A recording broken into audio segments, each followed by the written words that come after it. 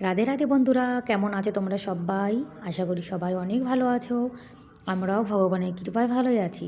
আমার নতুন আরও একটি ব্লগে তোমাদের সবাইকে জানাই অনেক ভালোবাসা, অনেক স্বাগত। প্লিজ বন্ধুরা, আজকে ভিডিওটি স্কিপ না করে পুরো ফুল দেখো। আশা করি তোমাদের আজকের ভিডিওটি ভালো লাগবে। স্নান কিন্তু হয়ে গেছে, আশেপাশে কাজ সবই করে নিয়েছি। তুলসীজি, শিবজি, সূর্য দেবতা তিনজনকে জল অর্পণ করেছি। এখন তো শীতকাল চলে এসছে, যার জন্যে ঠান্ডা জল তো খাওয়া যায় না, তাই জলটা হালকা একটু গরম করে নিলাম। আর সকালে জানো তো খালি পেটে জল খাওয়া কিন্তু ভীষণ ভালো। আজকে করব আলুর পরোটা। আজকে সকালে ভাতও করব, আবার আলুর পরোটাও করব। ছেলেকে একটা পরোটা স্কুলে দিয়ে দেবো, আমরা খাবো, আর গোপাল সোনাকে অন্ন সেবা দেবো। আলুর পরোটা জানো তো বেলার সময় অনেক হালকা হাতে বেলতে হয়। যদি এটা কোথা থেকে ফেটে যায় তাহলে দেখবে পরোটা বানানোর সময় হাওয়া বেরিয়ে যাবে, তখন পরোটা ফুলবে না। আর একটা কথা কি জানো তো, আমি যখন কষ্ট করে রুটি পরোটা কিছু বানাই আর সেটা না ফোলে, তখন জানো তো আমার একদম না ভালো লাগে না। আর যখন ফোলে তখন ভালো লাগে। আর এই যে ছেলের জন্য যে পরোটা বানাচ্ছি, এটা একটু হালকা ফুলেছে, কিন্তু আমাদের জন্য যখন পরে একটা বানাবো সেটা কিন্তু সুন্দর ফুলেছিল জানো তো। এখন তাড়াহুড়ো করে ছেলেকে বানিয়ে দিচ্ছি। এখন কিন্তু বাস 8টার মধ্যেই চলে আসে, যার জন্য অনেক সকাল সকাল ওকে স্কুলে যেতে হয়। আর আমাকেও অনেক সকাল সকাল ঘুম থেকে উঠতে হয়। অনেক সকালে ঘুম থেকে উঠে আশেপাশে কাজ করে তারপরে রান্নাবান্না করতে হয়। ছেলেকে স্কুলে পাঠিয়ে গোপাল সেবা দিতে হবে, মানে সকালবেলাটা জানো তো অনেক তাড়াহুড়োর মধ্যে দিয়ে কাটে। আর আলুর পরোটা এতে উপর থেকে একটু ঘি ছড়িয়ে দিয়েছি, মানে ঘি লাগিয়ে দিয়েছি। গোল পরোটা তো লাঞ্চ বক্সে যাবে না, যার জন্য একটু ফোল্ড করে দিলাম। আমার ছেলে আলুর পরোটা ভীষণ ভালো খায়, মানে ওর যদি আলুর পরোটা হয় তার সঙ্গে আর কিছুই লাগবে না। আর ও মাঝে মাঝে বলে যে মাম্মা আমাকে মাঝে মাঝে না লাঞ্চে একটু আলুর পরোটা দেবে, কিন্তু তেলের জিনিস তো, যার জন্যে মাঝে মাঝে দিই, সব সময় দিই না। আগে জানো তো যখন আমার ছেলে ছোট ছিল তখন স্কুলে টিফিন যা নিয়ে যেত, হাফ খেত আর হাফ ফেরত নিয়ে আসতো, কিন্তু এখন তো বড় হয়ে গেছে, যার জন্যে পুরো টিফিনটা কিন্তু ফিনিশ করে আসে। বাচ্চা কাচ্চা বড় হলে কিন্তু মায়েরই শান্তি জানো তো। ছোটোবেলায় কিন্তু অনেকটা মানে কষ্টে মা বাবা ছেলে মেয়েকে মানুষ করে। এখন বড় হয়ে গেছে, ঝামেলা চলে গেছে। আর সকালবেলাটা টিফিনটা রেডি করে দিতে পারলে আমি টেনশন ফ্রি হয়ে যাই। ব্যাস হয়ে গেছে আমার সোনা লাঞ্চ রেডি, এখন ব্যাগে দিয়ে দেবো। আর ওর ব্যাগটা এত ভারী, মানে আমার ছেলের যা ওয়েট তার থেকে ওর ব্যাগের ওয়েটটা বেশি। মানে এতগুলো বই নিয়ে যায় কি বলবো, তারপরে আবার ওয়াটার বটলও নেয়, যার জন্য ব্যাগটা আরও ভারী হয়ে যায়। তাই আমার সোনাকে বলি তুই বেশি বেশি করে খাবি, কেননা এই ব্যাগটা ওঠাতে গেলে অনেকটা শরীরে শক্তি দরকার। যদি তুই ভালো মন্দ না খাস তাহলে শক্তি কী করে আসবে। তাই সোনাকে বলছি, সোনা তোমার ব্যাগটা রেডি হয়ে গেছে। আর এদিকে কারেন্ট আসছিলো, যার জন্য হিটারে এই যে এখন ভাজাটা বসিয়ে দেবো। কারেন্ট থাকলে জানে তো রান্নাবান্না কিন্তু আমার সব হিটারেই বেশিরভাগ হয়ে যায়। ইন্ডাকশানে তরকারিটা করি, আর হিটারে ভাতটাও করে নিয়েছি। এখন এই যে উচ্ছে আলু ভাজাটাও করে নিচ্ছি, হিটারে বসিয়ে দিয়েছি, ভাজাটা হচ্ছে। এদিকে ছেলেকে পাঠিয়ে দিলাম স্কুলে। এখন তো বড় হয়ে গেছে, যার জন্য একা একাই কিন্তু চলে যেতে পারে। ওই যে নিম গাছ, ওর নিচেই কিন্তু বাসটা আসবে। এখন বড় হয়ে গেছে, একাই বাসে বসতে পারে। আগে ছোট ছিল তখন নিয়ে যেতাম। রোদ্দুর কিন্তু ভালোই উঠেছে। আর কদিন পরে এত শীত পড়বে, রোদ্দুরের কোনো দেখা সাক্ষাৎই হবে না। গোপাল সোনা কিন্তু স্নান করে নিয়েছে। গোপাল সোনার এই যে অন্ন আর ফুলকপি, এটা দিয়ে সকালে সেবা। গোপাল সোনাকে সেবা দিয়ে তারপরে আমি চলে এসেছি চা বানাতে।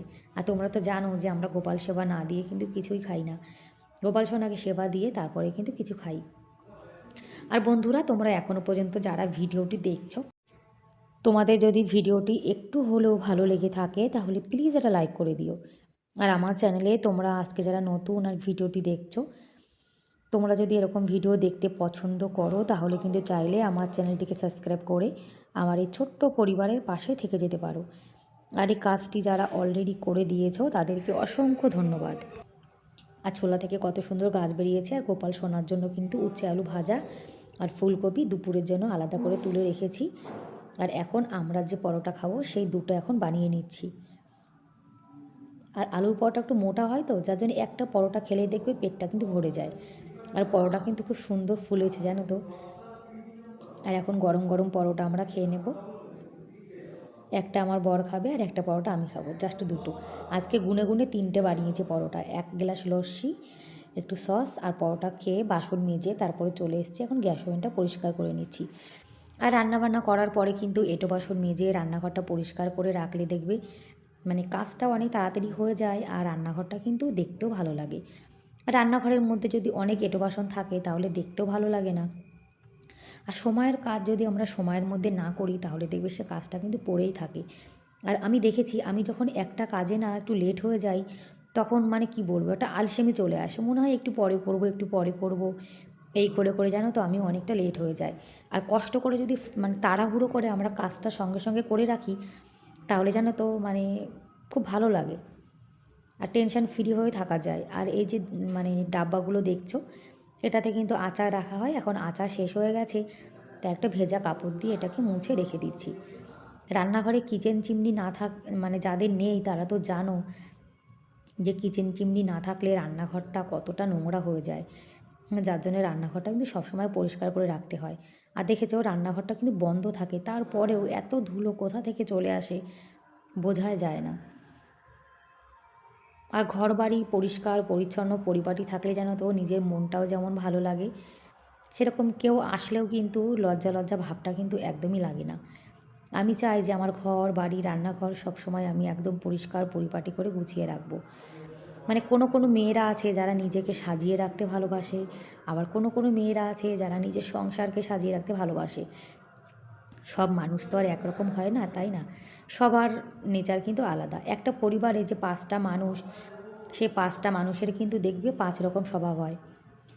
রান্নাঘরটার কাজ কিন্তু শেষ হয়ে গেছে, এদিকে ঘরটাও গুছিয়ে নিয়েছি, আমার গোপাল সোনা বসে বসে এখন টিভি দেখছে।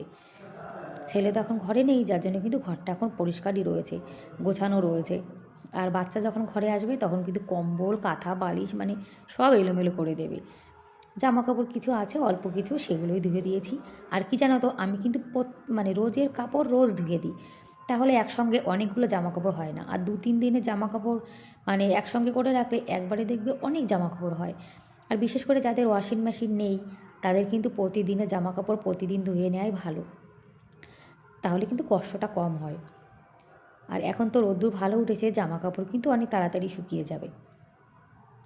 আর জামা কাপড় ধুয়ে দিয়ে তারপরে আমি আর আমার বর একটু বাজারে যাব সবজি আনতে।